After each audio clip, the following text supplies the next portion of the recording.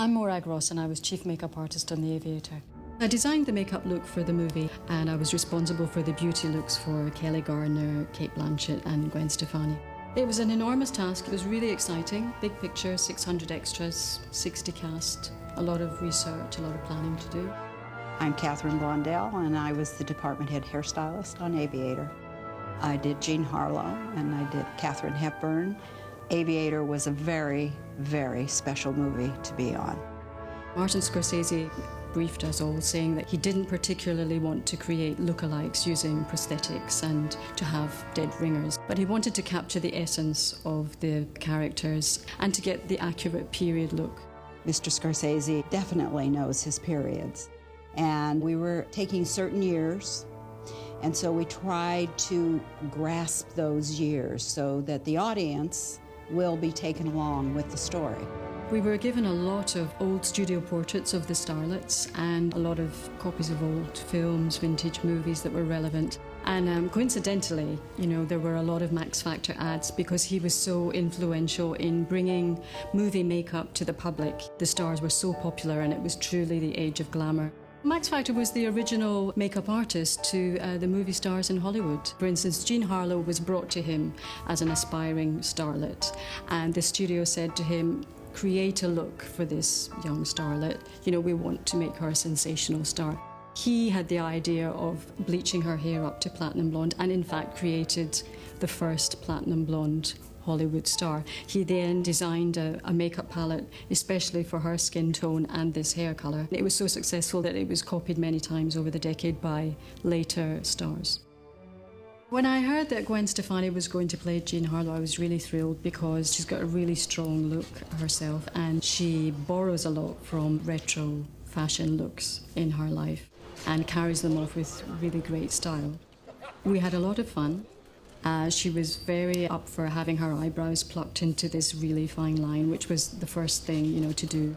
The eyes for Jean Harlow were very particular. They were wide-awake baby doll eyes, very much about the lashes. I used a little bit of eyeliner and some dark, smoky eyeshadow, but the focus was definitely on the eyelashes. And if you use mascara on the top and the bottom lashes, it lifts the lashes away from the eyelid, up towards the eyebrows. You're going to get this wide-awake, very pretty baby doll eye look.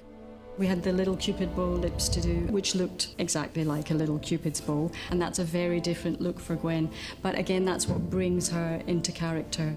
It's a very pretty look, but it's the shape is drawn within your own lip shape, so you don't want it to bleed or feather or go into the little lines if you're out at a party all night. I just did little things like I shaded in a dimple on Gwen's chin to make her face look more like Jean Harlow's. Jean Harlow had a little beauty spot down near her chin, but actually Gwen had her own beauty spot on her cheek, so we used that instead.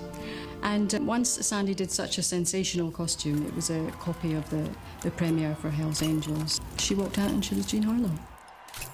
You have to combine all the looks so that it all flows together. The costume, the hair, the makeup, a definite teamwork. The styles of the 20s and the 30s is a very tight head, finger waves, pin curls, and you really can't do it in a modern way. So I insisted on having hair dryers, and we wet set a lot of people.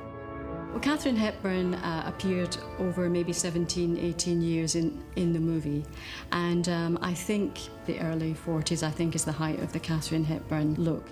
When I first thought about Katharine Hepburn's look and what I was going to do to try to recreate it, I realised I was thinking about her in black and white. And when I read about her, I then found out that Katharine Hepburn was the first redhead with freckles. Kate Blanchett very much wanted that to be included as part of Katharine Hepburn's character.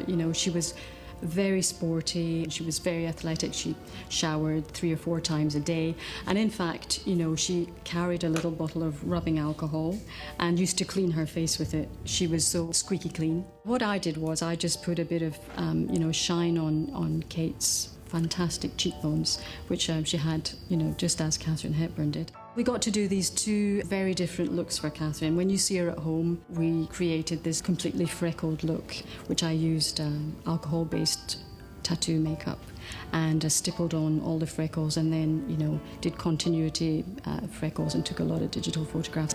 And then for the red carpet, for premieres, public functions, she has the complete period makeup look, complete opposite, really. Kate Blanchett, she doesn't look exactly like Katharine Hepburn, but she's very strong, you know, she's got a great frame, she's very long and lean, and you think, yes, she could definitely play Katharine Hepburn. For me, I think Ava Gardner was probably the most beautiful woman of that time. She was a real siren, I think, in the 40s. She had amazing, naturally arched eyebrows. I think they were very questioning, very sexy and alluring.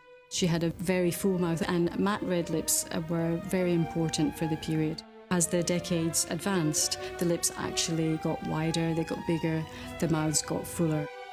It was a big movie for me, and I think when I started, I didn't really realize how much it would wind up meaning.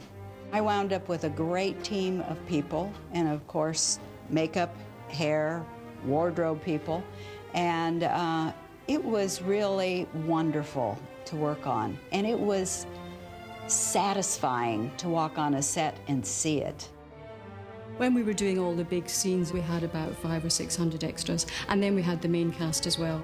When eventually we filled Coconut Grove and the music was playing and Marty said action, it was a huge sense of satisfaction, and it did actually feel like we were going back in time.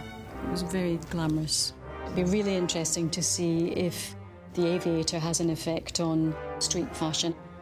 Generally, fashion seems to be imitating the screen goddesses of the 40s. A lot of the clothes at the moment have got a real take on the 1940s. We've got more tapered skirts, we've got the great platform shoes of the 40s and the baby doll courts. It's very feminine, like legs are in, heels are in, and it really, the whole look seems to be imitating vintage glamour. I think if you put a 40s hairstyle on anyone, they would look glamorous. I'm glad to see that they're dressing hair a little bit more now. Maybe glamour is coming back. I think people are getting more interested in how they look.